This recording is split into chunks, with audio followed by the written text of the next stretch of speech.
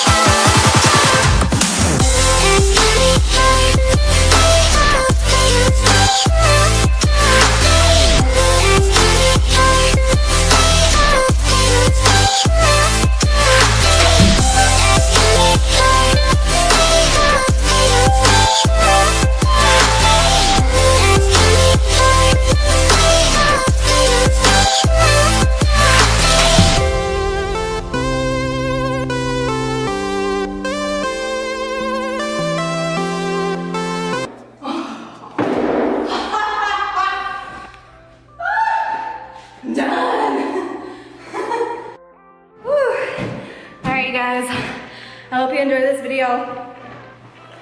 Whew, I am whooped.